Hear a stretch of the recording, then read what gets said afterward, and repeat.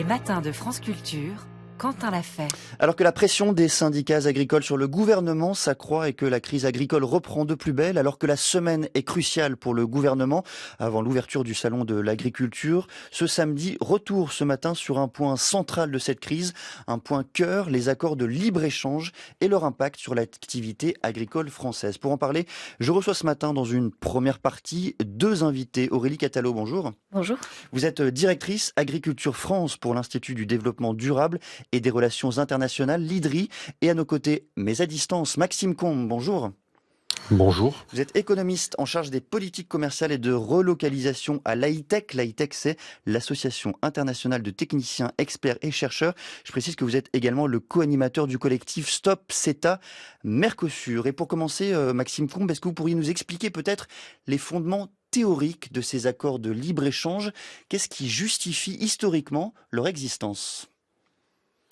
Il a été décidé d'augmenter les échanges commerciaux internationaux au motif que cela bénéficierait aux deux entités, aux deux pays, aux deux régions qui vont commercer l'une avec l'autre.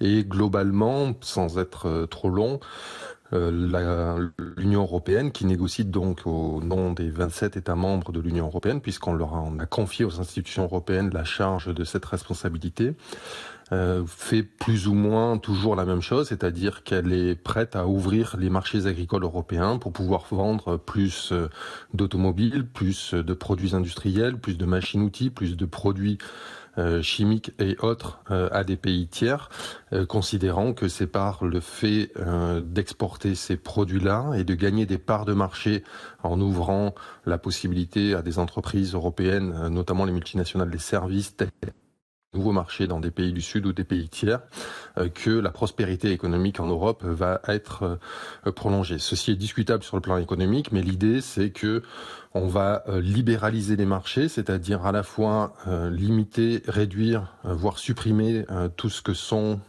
les barrières à l'entrée, à la frontière européenne des produits venant des pays du Sud. Et en contrepartie, cela signifie que donc du coup on confie à ces marchés internationaux l'organisation de ces échanges-là au lieu de les confier à la puissance publique qui du coup se voit limitée dans ses possibilités d'action et d'intervention pour réguler les prix, réguler les quantités, limiter l'entrée de produits à la frontière. C'est ça les accords de libre-échange. Les accords de libre-échange, c'est tout autre chose que simplement le commerce. Le commerce a toujours existé, il existera toujours. Les accords de libre-échange, c'est de confier au marché et aux entreprises qui vont avec la charge finalement de l'organisation de ces échanges. Là encore, du point de vue théorique, Maxime Combe, à qui sont censés servir ces accords? Aux personnes qui produisent ou aux personnes qui consomment? Généralement, ces accords-là sont plutôt pensés pour améliorer la situation, le bien-être des consommateurs. Et cela se fait pour partie au détriment de celles et ceux qui produisent. En tout cas, ils sont considérés bien souvent comme une variable d'ajustement. C'est le cas en Europe. La Commission européenne, les institutions européennes et même les États membres sont bien conscients que ces accords, notamment lorsque l'on ouvre des marchés agricoles, vont avoir des impacts sur certains secteurs les moins compétitifs de l'agriculture française et européenne. Mais ils considèrent que globalement, l'effet sera positif parce que le consommateur va voir les prix d'un certain nombre de produits diminuer ou ne pas augmenter, avoir accès à des produits fabriqués ailleurs sur la planète. Et c'est cette idée-là qui consiste à dire que globalement sur le plan économique, quand on agrège l'ensemble des données, on va être bénéficiaire, mais ce on n'est pas défini alors qu'il y a des perdants réels. Par exemple, l'accord entre l'Union européenne et la Nouvelle-Zélande, qui a été ratifié au mois de décembre, nous savons qu'il va avoir des impacts négatifs sur les producteurs d'agneaux en France et en Europe. Mais globalement, la France et l'Union européenne considèrent que finalement ce n'est pas très grave. Et ça, il faudrait discuter avec eux pour voir si ça l'est vraiment, puisque l'on va vendre des voitures, des services, des produits industriels à la Nouvelle-Zélande et que globalement, on va être bénéficiaire. Aurélie Catalo, ces accords de libre-échange, ils sont au cœur des discussions, des revendications des agriculteurs depuis ce qu'on appelle la crise agricole. Est-ce qu'on arrive aujourd'hui à mesurer concrètement, précisément, les effets de ces accords de libre-échange sur l'agriculture française et sur le travail des agriculteurs ? Oui, tout à fait. Les accords de libre-échange font partie des revendications centrales des agriculteurs parce que là où il y a bien un dénominateur commun entre les États membres et les différents syndicats agricoles, c'est sur la nécessité d'avoir des réponses de long terme sur le revenu agricole. Et les distorsions de concurrence engendrées par les accords de libre-échange font partie de ces sources de distorsion de concurrence pour le revenu des agriculteurs français et européens. Il faut expliquer, pardonnez-moi, d'un mot, en quoi il existe des distorsions de concurrence. Qu'est-ce qui les provoque? Eh bien, lorsque nous importons des produits issus d'un accord de libre-échange, nous n'avons pas la garantie que ces produits-là vont respecter les mêmes standards sociaux, sanitaires, environnementaux ou de bien-être animal que les normes ou les règles qui sont en vigueur chez nous dans l'Union européenne.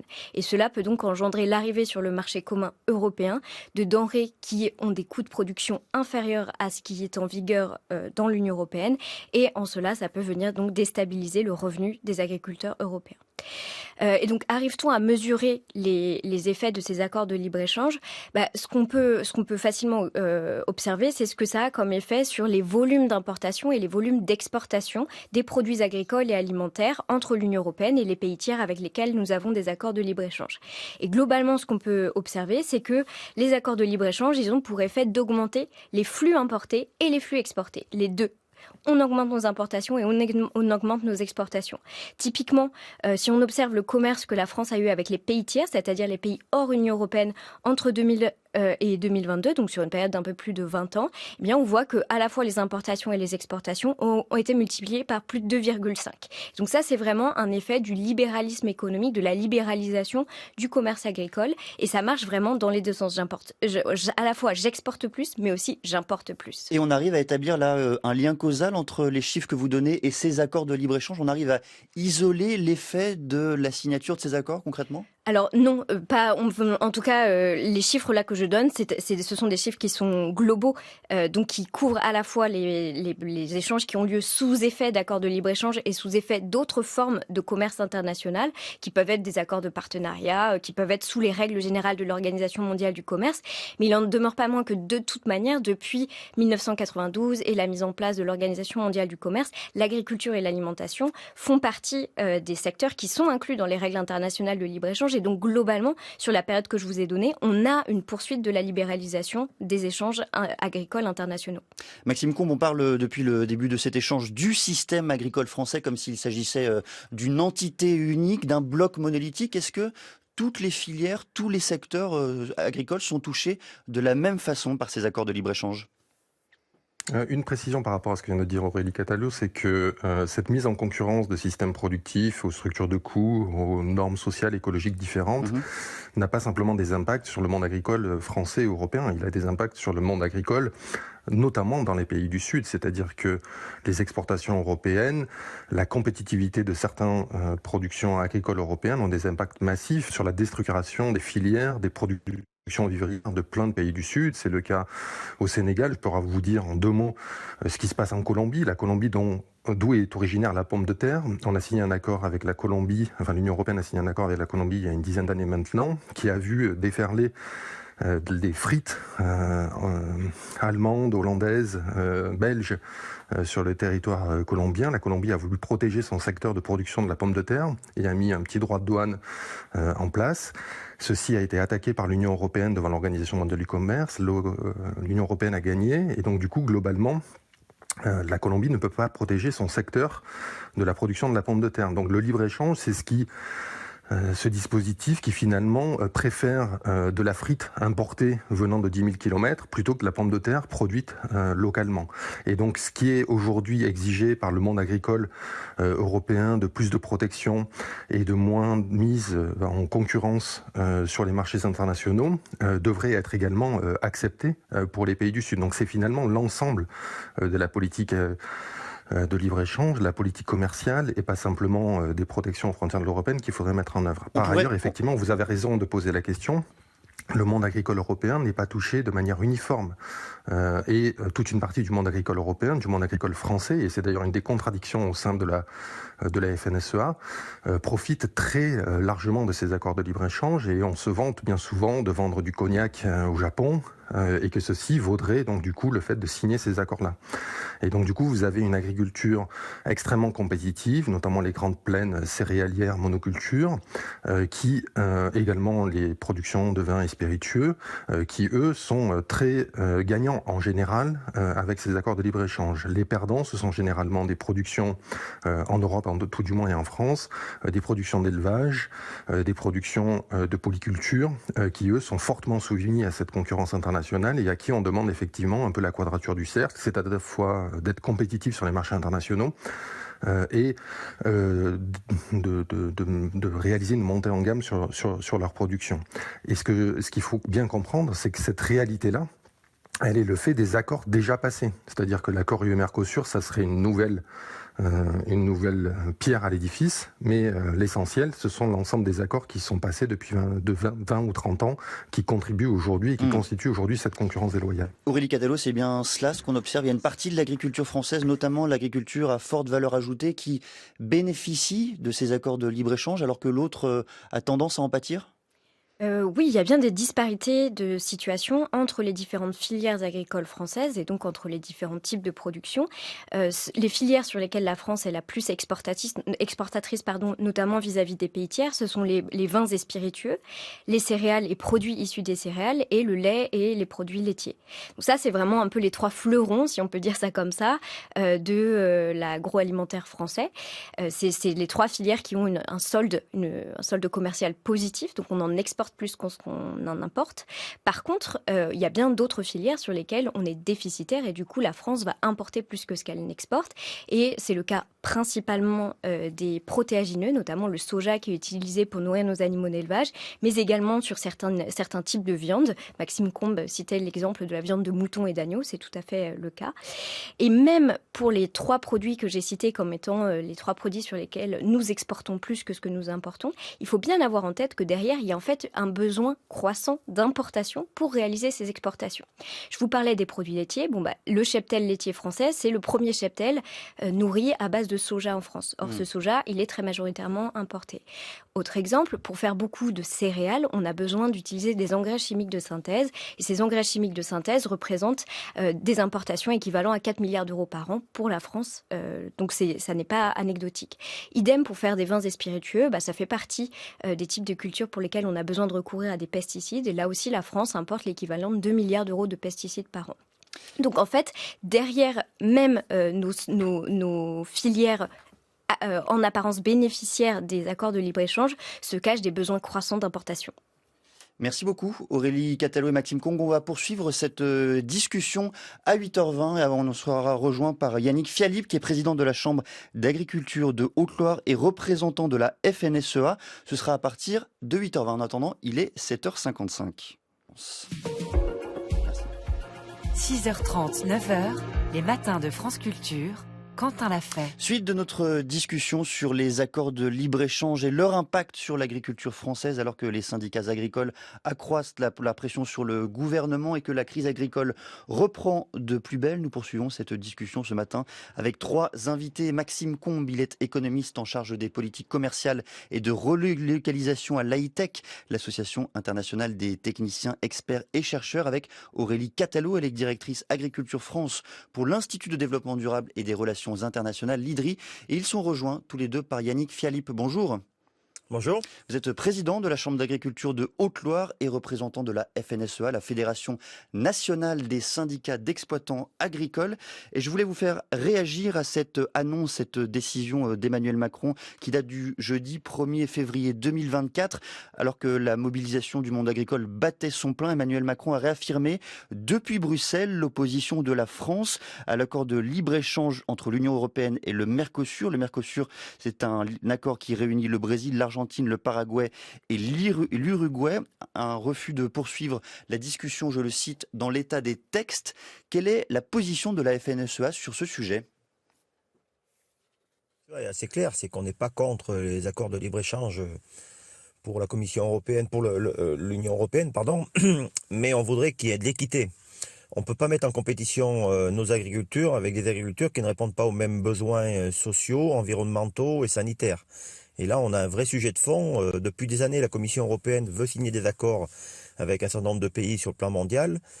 sans prendre en compte qu'elle a plutôt fait monter en gamme l'agriculture européenne, parce qu'il est normal qu'une population qui a un peu plus de pouvoir d'achat veuille une agriculture peut-être un peu plus vertueuse, mais en même temps la mettant en compétition avec de l'importation de viande bovine, de sucre, de miel, qui viennent de pays qui ne respectent pas les mêmes réglementations. Et c'est là qu'on a un vrai sujet de distorsion de concurrence qui nous met à mal et qui conduit globalement à avoir des produits qui rentrent sur notre sol à un prix bien moindre et qui met en compétition notre agriculture et qui incite les consommateurs à plutôt acheter toujours moins cher leur alimentation sans prendre en compte ces considérations qui sont de sauvegarder notre agriculture et nos productions. Et on le voit depuis des années, notre production baisse en Europe et notamment en France parce qu'elle est en compétition avec ces produits-là.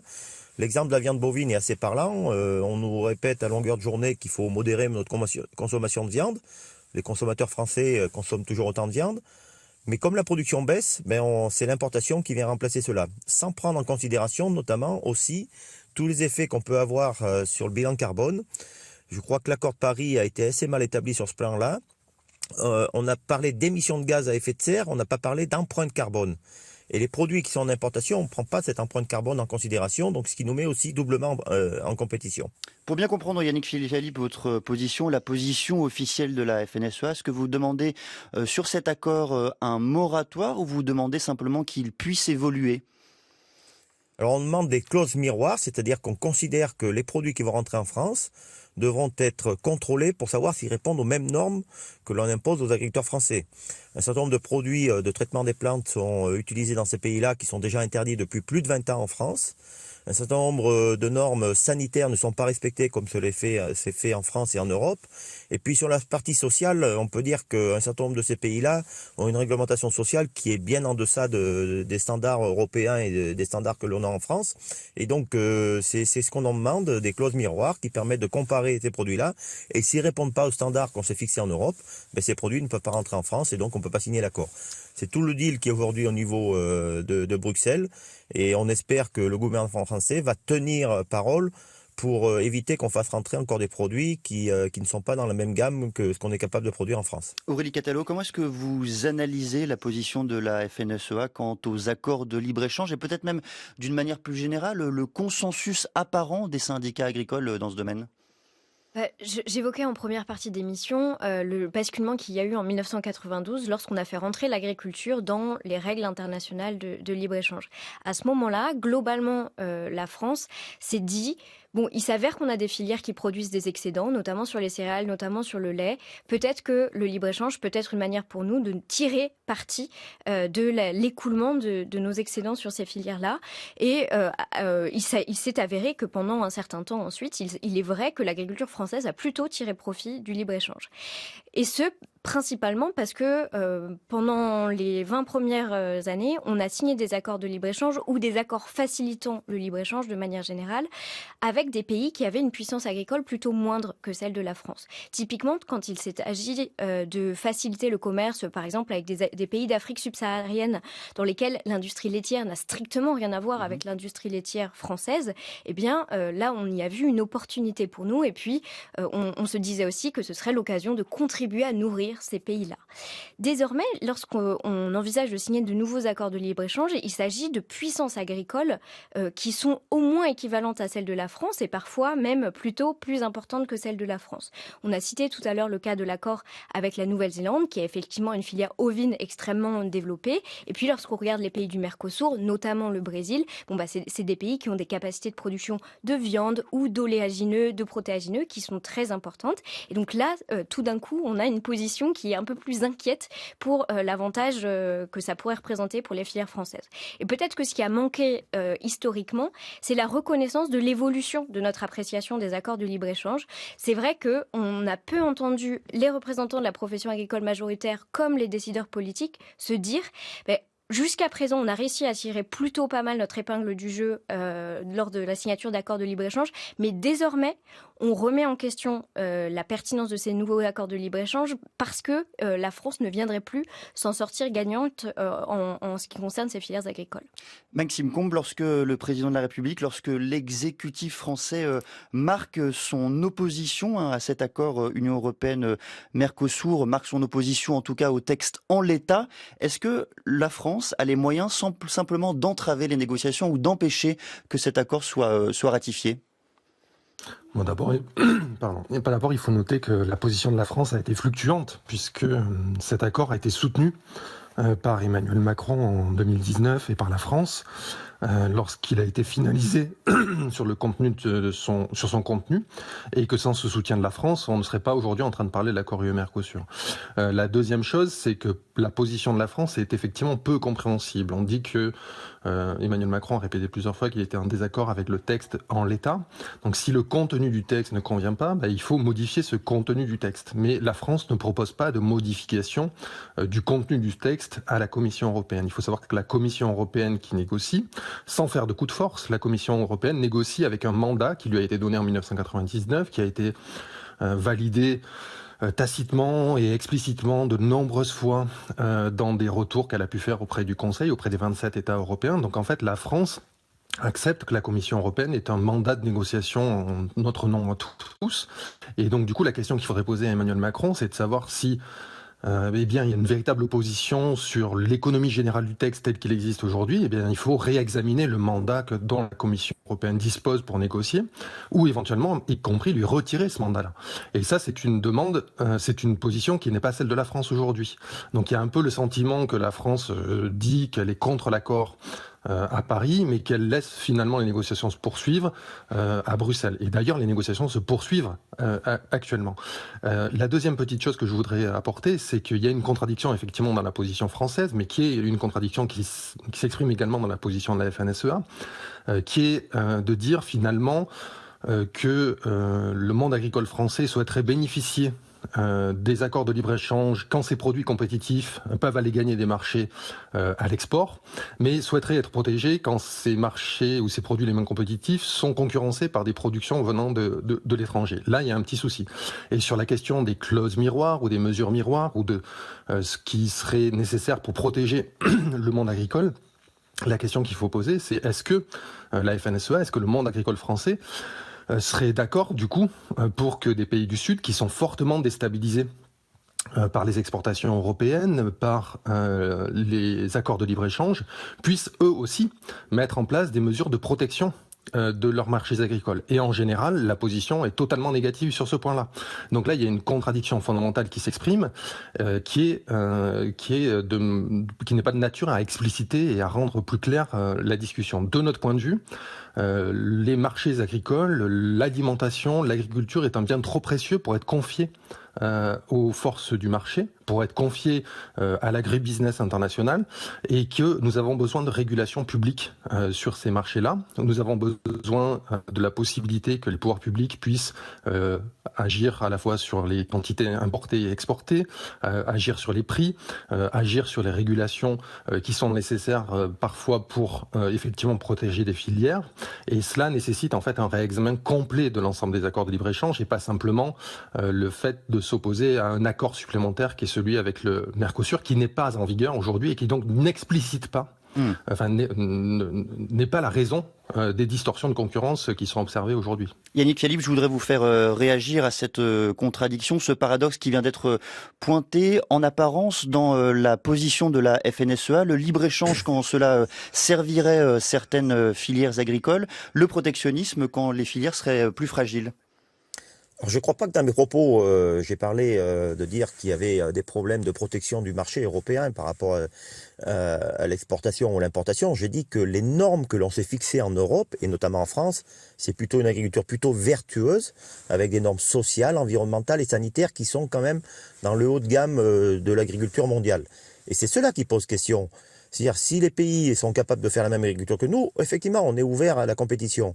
Et quand on exporte plutôt des produits de qualité. On exporte du Comté, par exemple, qui est un produit de qualité en Chine. Il n'y a pas de problème, parce qu'on répond à un certain nombre de normes. Et ce que je voudrais rajouter, c'est que bien souvent l'agriculture sert de monnaie d'échange pour d'autres accords sur d'autres secteurs. On sait que l'automobile, notamment le secteur automobile allemand, met une forte pression pour conclure cet accord avec le Mercosur, que des produits pharmaceutiques aussi.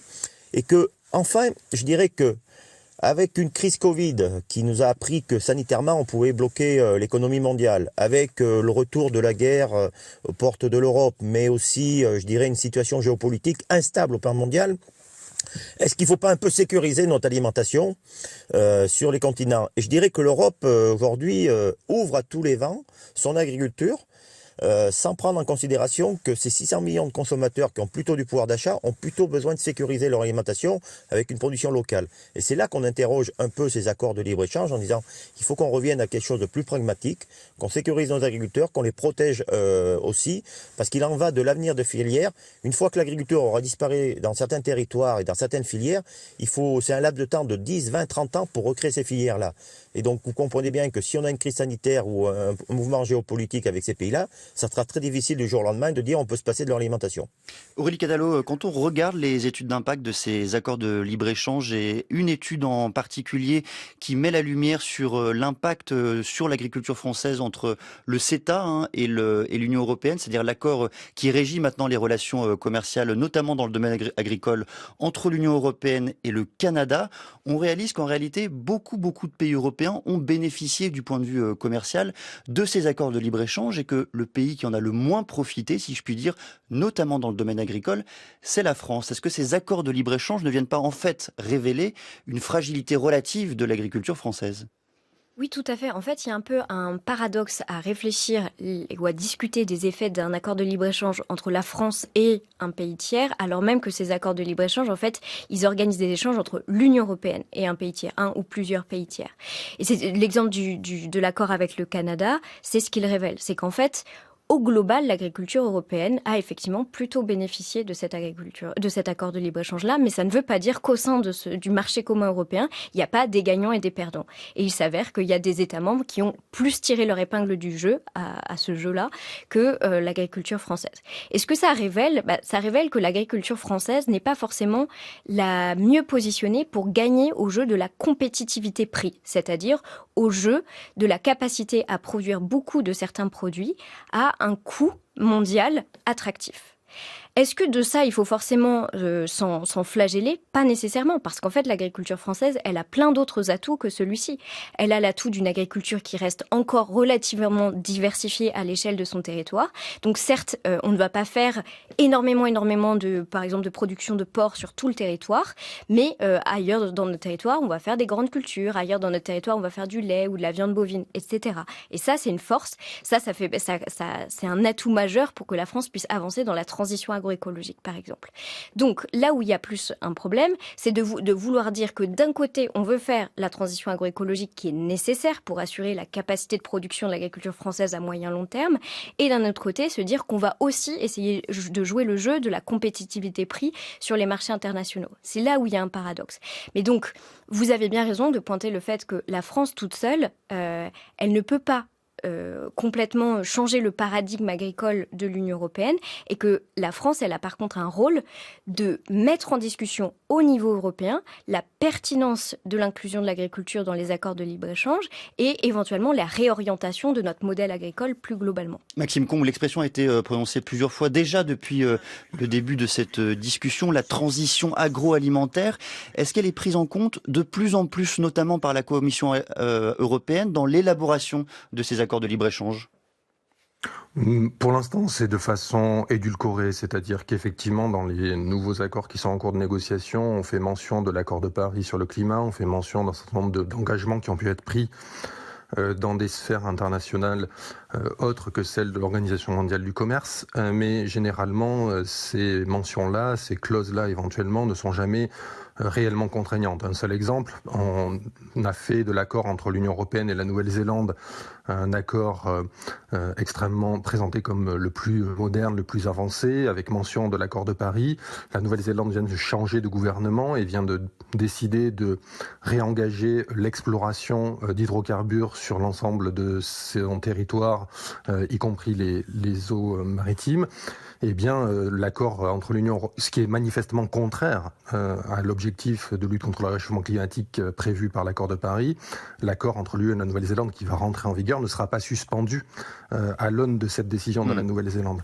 Plus généralement, on a effectivement une contradiction fondamentale qui consiste à laisser penser qu'il va être possible de mettre en œuvre des politiques extrêmement volontaristes en matière de transition écologique, y compris en tenant compte des enjeux sociaux, tout en étant soumis à une concurrence internationale et en voulant bénéficier de cette concurrence internationale pour exporter un maximum de produits.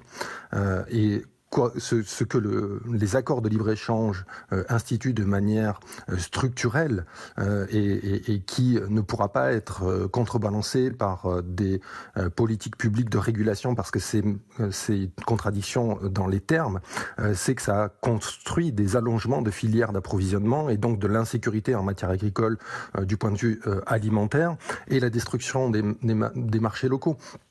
Quand monsieur de la FNSEA dit que nous ne vendons que des produits de qualité à l'international, ce n'est pas vrai. Nous vendons les bas morceaux de volaille que les consommateurs européens ne veulent pas consommer, dans les pays africains notamment, mais également les sous-produits du lait, notamment de la poudre de lait qu'on réengraisse avec de l'huile de palme.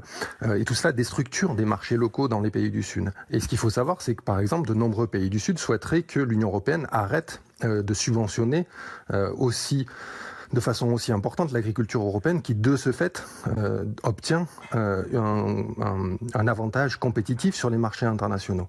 Et donc, du coup, ce qu'on souhaiterait mettre en œuvre à l'échelle européenne, c'est-à-dire de la protection de la concurrence internationale quand il s'agit de filières qui ne sont pas suffisamment compétitives, si ceci doit voir le jour, il faut que ce ne soit pas simplement possible en Europe, mais il faut que ce soit également possible dans tous les pays tiers avec lesquels l'Union européenne négocie et commerce. Et ça, pour l'instant, c'est pas à l'ordre du jour. Donc du coup, il faudrait pas que, parce que l'Union européenne est un marché de 450 millions de consommateurs et une puissance économique importante, elle impose finalement une relation encore plus asymétrique dans les échanges internationaux en protégeant son agriculture et en considérant la moins compétitive, et que son agriculture la plus compétitive continue à déstructurer des marchés locaux dans les pays du Sud. Ça, c'est pas acceptable d'un point de vue simplement logique, de point de vue simplement de la cohérence intellectuelle de ce qui est mené à l'échelle européenne. Je voudrais vous faire réagir, Yannick Fialip, vous qui représentez la FNSEA dans cette discussion, à ce que vient de dire Maxime Combe. Au fond, nous ne vendrions pas, grâce au libre-échange, uniquement les produits agricoles à forte valeur ajoutée, mais également les bas morceaux de volaille et les sous-produits du lait. Alors, je ne sais pas où M. Combe retrouve ces chiffres, mais moi, je sais que sur notamment la viande de volaille, l'Europe importe beaucoup de viande de volaille aujourd'hui. En France, c'est pratiquement un poulet sur deux sur la consommation restauration hors foyer qui est d'importation. Voilà, je suis un peu surpris par ces chiffres-là, parce que nous, on n'a pas du tout les mêmes. Mais au-delà de ce débat un peu stérile sur les chiffres, c'est de dire à un moment où on voit quand même une géopolitique se dessiner qui est quand même assez fragile, est-ce que ce continent européen, j'y rappelle, ne subventionne pas plus son agriculture que les autres continents et ne protège pas plus, même moindre?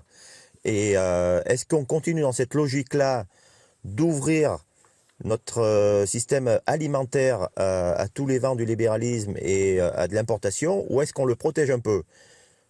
Un certain nombre de continents sont en train de réarmer leur production agricole. Les États-Unis, on voit ce qui se passe avec la Russie, on voit la Chine qui redessine un certain nombre de profils sur son agriculture, et nous, l'Europe, on serait en train de libéraliser notre système, et en plus, en mettant sous pression, sous une injonction plutôt de Green Deal, notamment européen, nos agriculteurs, en leur demandant de faire encore plus en termes de montée en gamme, notamment environnementale. C'est là qu'on a un paradoxe. Nous, on est prêt à faire des efforts sur la transition agroécologique, mais on veut qu'il y ait une réciprocité par rapport aux produits qu'on va importer. Et là, je dirais qu'on n'a pas le même rapport avec ces accords. On a signé avec le CETA, et je peux vous en parler notamment sur une production que je connais très bien en Haute-Loire, qui est la lentille. On produit de la lentille en Haute-Loire, mais on est en compétition avec une lentille qui vient du Canada, qui n'a pas du tout les mêmes normes sanitaires, environnementales que l'on se produit en France. Et donc on est moins compétitif. Et donc on se retrouve avec de la lentille qui vient aujourd'hui dans les repas des cantines, notamment du Canada, qui n'a pas du tout les mêmes vertus que la lentille qu'on produit notamment en Haute-Loire et en France. Et on a ces productions qui se cassent la figure en France parce qu'on n'arrive pas à être compétitif avec ces produits d'importation. Donc c'est là qu'on pose le débat en disant qu'est-ce qu'on veut demain pour notre agriculture européenne? Est-ce qu'on veut que ce soit un continent qui continue à développer sa production, donc qui continue à avoir des producteurs et des consommateurs, ou est-ce qu'on veut seulement que ce soit un continent de consommateurs qui sera soumis aux aléas des pays pour importer son alimentation? Aurélie Catalo, on a parlé d'à peu près tout le monde dans ces discussions, sauf sans doute des consommateurs. Ces accords de libre-échange sont censés apporter des produits agricoles moins chers à celles et ceux qui les consomment. Est-ce que là encore, ça se vérifie dans les études ? Ça dépend de quelles denrées on parle, parce qu'en fait, une bonne partie des denrées qu'on importe en France sont des denrées qu'on importe du marché commun, donc des États membres de l'Union européenne, et non pas de pays tiers. Typiquement, nos importations de fruits et légumes, hors fruits tropicaux, proviennent largement en premier lieu de nos voisins européens. Donc, cette question du bas prix pour le consommateur, c'est souvent celle qui a été utilisée pour justifier un modèle économique libéral pour l'agriculture, dans lequel s'insèrent les accords de libre-échange, mais on en voit aujourd'hui les limites. La première des limites, c'est que le nombre de Français qui doivent avoir recours à l'aide alimentaire est en explosion, et ce même alors que la majorité des agriculteurs français et européens, eux, ne gagnent pas non plus un revenu décent. Donc en fait, la question des accords de libre-échange, elle est plutôt intéressante parce qu'elle soulève les limites de la course à la production abondante sur des marchés internationaux, alors qu'en fait, elle nous invite à définir une nouvelle orientation pour le système agricole européen. Merci beaucoup à tous les trois, Maxime Combe, Aurélie Catalo et Yannick Fialip, d'être venus ce matin au micro de France Culture évoquer l'impact sur l'agriculture française des accords de libre-échange. Il est 8h44.